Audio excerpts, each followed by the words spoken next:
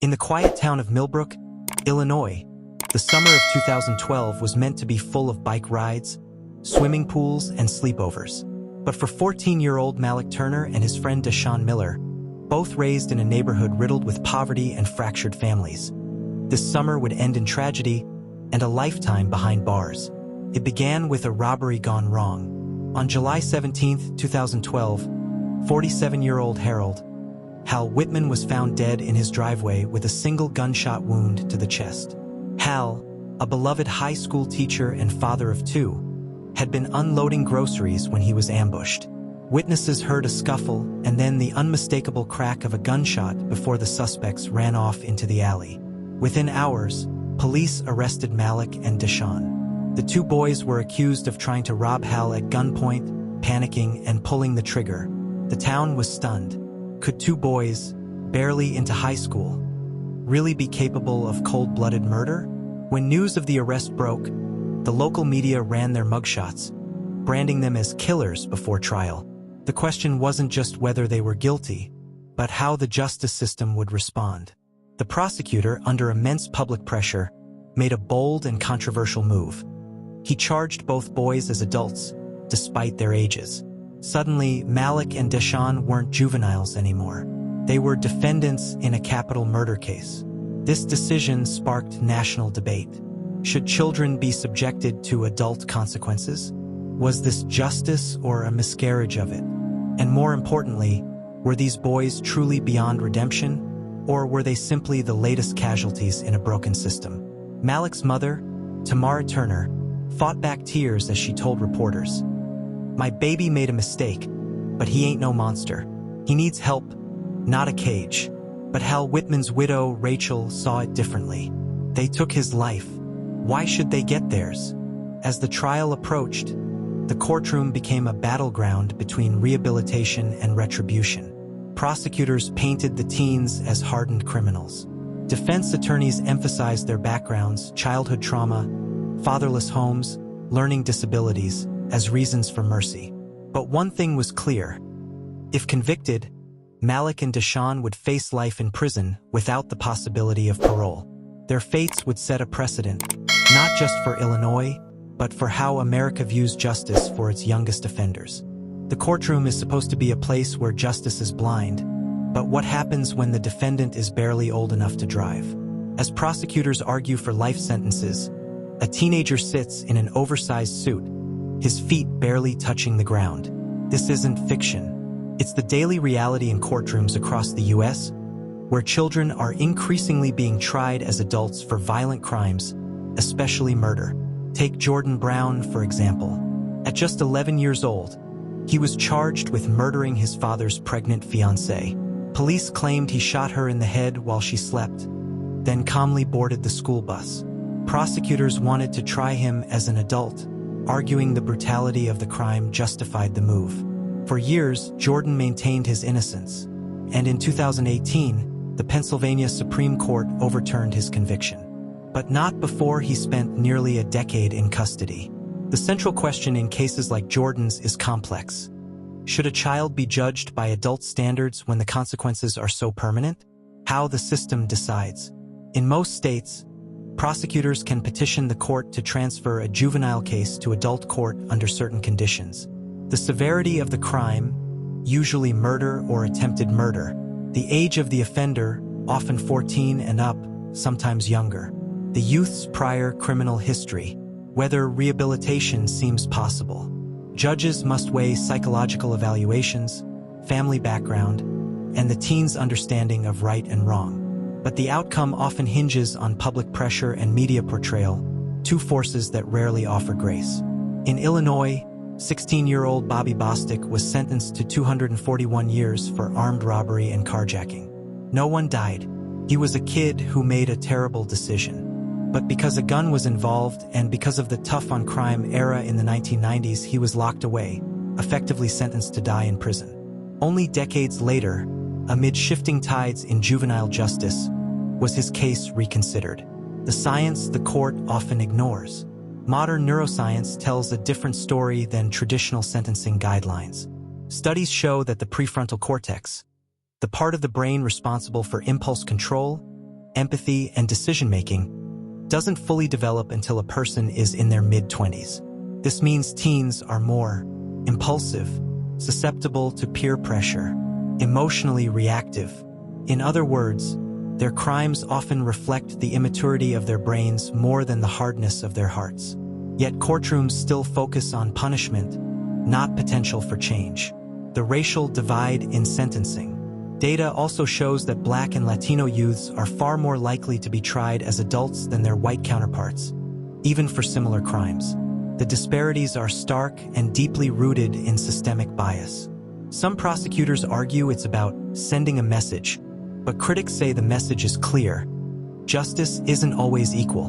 In Florida, 16-year-old Trayvon Barnes, a Black teen, was tried as an adult for a stabbing during a school fight. He claimed it was self-defense. The white student involved got probation for instigating the altercation. Trayvon got 30 years. Where's the fairness in that? What the victims' families say. Not everyone agrees with leniency for teen offenders. For victims' families, the pain is the same whether the killer is 15 or 50. "She was my only daughter," said the mother of 13-year-old Ava Reynolds, who was strangled by a boy in her class during a Halloween party. "I don't care how old he is. He knew what he was doing. He deserves to suffer." It's a heart-wrenching perspective, and one that lawmakers can't ignore. Public sentiment often shapes policy. And in a media landscape that thrives on outrage, harsh punishments for young killers still sell.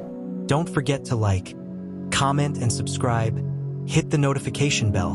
When the gavel falls and the courtroom clears, a new nightmare begins for teens sentenced as adults. Adult prison. For most people, the thought of incarceration is terrifying.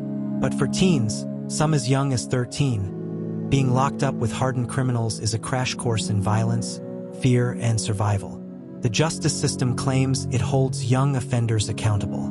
But behind bars, many of these kids aren't learning rehabilitation. They're learning how to become better criminals.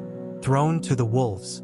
At Rikers Island, 16-year-old Khalif Browder was arrested for allegedly stealing a backpack.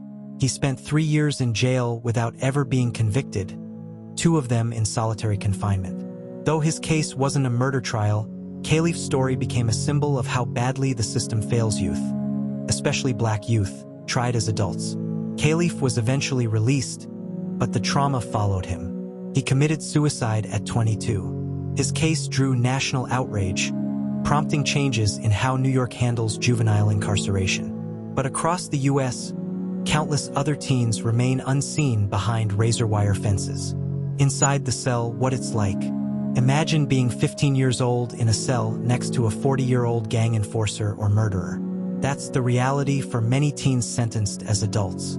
They face physical abuse and sexual violence, lack of educational opportunities, no age-appropriate therapy or counseling, prolonged solitary confinement for protection. Many youth enter prison without a high school education. Few leave with one. They're often denied access to vocational programs because of their age or the severity of their sentence.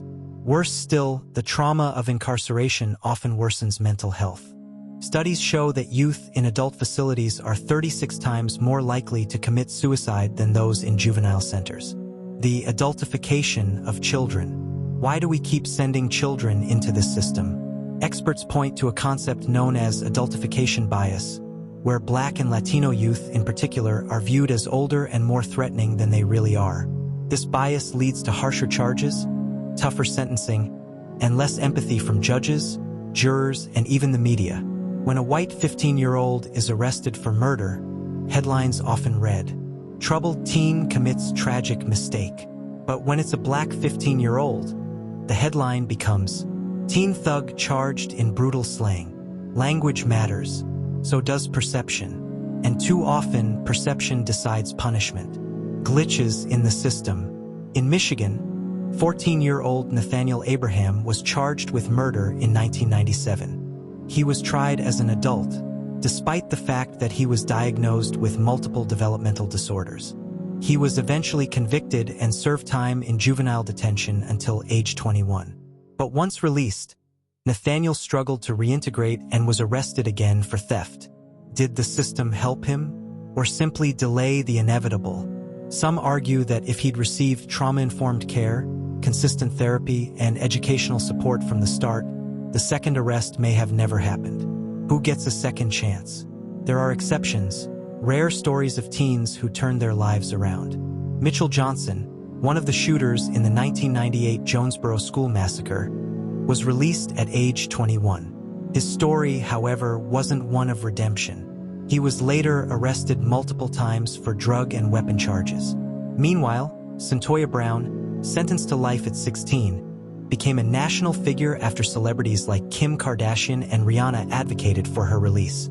She used her time in prison to earn a college degree and is now a voice for justice reform. So why do some make it out and thrive while others repeat the cycle?